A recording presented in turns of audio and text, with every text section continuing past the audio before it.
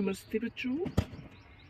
आज मैं आपको वनस्पति विज्ञान द्वितीय वर्ष के माइनर पेपर यानी कि माइनर भी है और ओपन इलेक्टिव भी है, उस पेपर के आईएमपी क्वेश्चन बता रहा हूँ।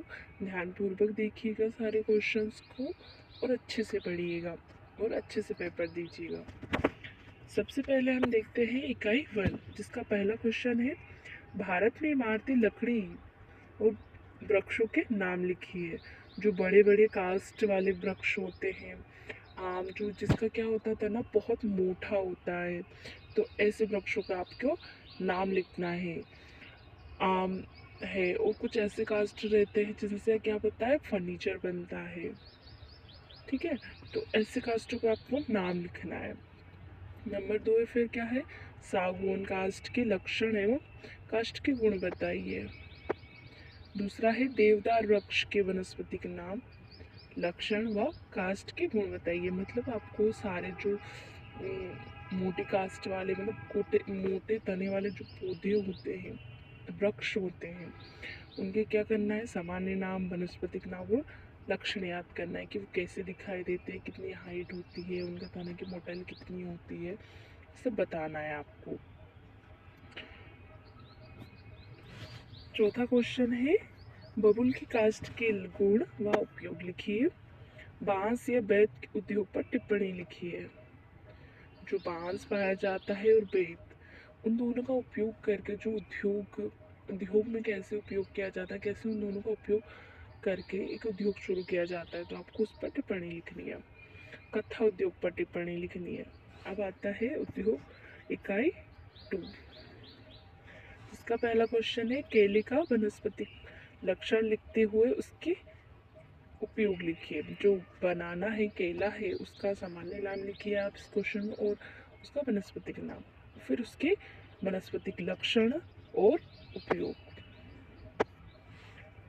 सेकंड क्वेश्चन है चाय का वनस्पतिक नाम, कुल का नाम लिखते हुए उसके पत्तों का उपयोग लिखिए व प्रकार बताइए। थर्ड क्वेश्चन है कपूर का तेल कैसे प्राप्त होता है, इसका उपयोग बताइए। नीम की पत्तियों से तेल कैसे प्राप्त होता है। किसी किसी को खुजली वगैरह होती है तो आप लोगों ने घर में सुना होता है कि नीम का तेल लगा लीजिए, आपको राहत मिलेगी। और जिनको चेचक होता है, बड़ी माता छोटी माता निकलती है, तो उन लोगों को भी क्या बोलते हैं, नीम का तेल वगैरह लगाइए जिससे आपको राहत मिलेगी। तो नीम का तेल बहुत उपयोगी है। तो नीम की पत्तियों से तेल कैसे निकाला जाता है, आपको विधि बतानी है। नंबर 5 है लेमन ग्रास से तेल प्राप्त करने की विधि लिखिए और करी पत्ते का उपयोग बताइए। करी पत्ते और तेज पत्ते का उपयोग बताना है आपको। आप लोगों ने घर पे करी पत्ते का भी उपयोग करते हो और तेज पत्ते का। खाने पहला उपयोग तो क्या हो जाएगा, खाना बनाने में, खाने को स्वादिष्ट बनाने में, से आपको और उपयोग बताने हैं। अब आती है इकाई 3, इत्र की परिभाषा दीजिए और इसके प्रकार बताइए। इत्र की परिभाषा देना और इसके प्रकार बताएं। इत्र बनाने की विधि का वर्णन कीजिए। गुलाब, थर्ड क्वेश्चन क्या है, गुलाब और चमेली के इत्र उत्पादन पर टिप्पणी लिखिए। फोर्थ क्वेश्चन है रंगों के निष्कर्षण की विधियां बताइए। फिफ्थ क्वेश्चन है हर्बल गुलाल बनाने की विधि का वर्णन कीजिए। जैसे अभी अपने क्या है, होली, कल होली थी, कल सब लोगों ने होली सेलिब्रेट किया। होली 3 तारीख को थी, ग्रहण के कारण हमने क्या करा, 4 तारीख को सेलिब्रेट की। तो क्या किया आप लोगों ने, जो मार्केट में जो गुलाब कृत्रिम रूप से बनाए जाते हैं, उनको आपने लेकर आए और होली खेली। तो बहुत सारे गुलाल क्या होते हैं, उनको रिएक्शन कर जाते हैं। तो क्या कर सकते हैं, उनके समाधान में हम हर्बल गुलाल यानी कि घर की ही चीज़ों से हम गुलाल बना सकते हैं।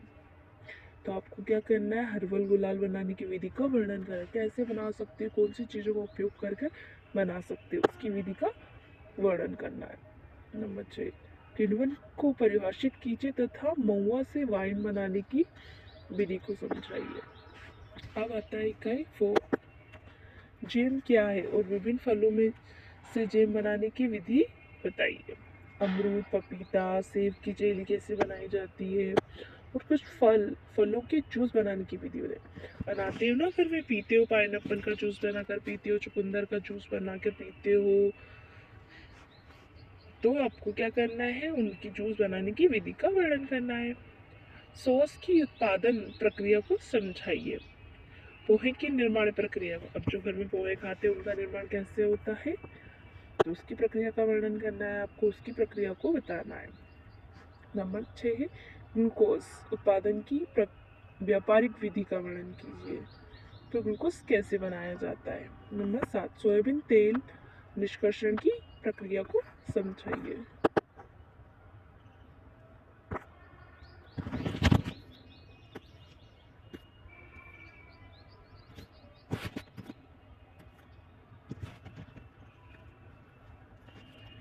अब आती है हमारी कटाई। गन्ने से शर्करा निर्माण की प्रक्रिया को विस्तार से समझाइए। नंबर 2 गुड़ निर्माण की प्रक्रिया को समझाइए। अगरबत्ती उद्योग के लिए आवश्यक कच्चे माल पर टिप्पणी लिखिए। और चौथा है प्रधानमंत्री रोजगार सृजन योजना के बारे में लिखिए। और लास्ट क्वेश्चन है आपका, उद्योग और व्यवसाय स्थापित करने में ऋण प्रदान करने वाली किन 3 ऑर्गेनाइजेशन के बारे में लिखिए। ज़्यादा क्वेश्चंस नहीं है इसमें, और बहुत ही सिंपल क्वेश्चंस है। आप इनको एक समझ के आधार पर पढ़ोगे तो आप सारे क्वेश्चन आराम से याद कर पाओगे और पेपर भी बहुत अच्छे से दोगे। बस आपको एक बार समझना है, बस सिंपल सिंपल से क्वेश्चन आपको आराम से समझना, आप इस पेपर में बहुत अच्छा स्कोर कर सकते हो। Okay, best of luck, thank you.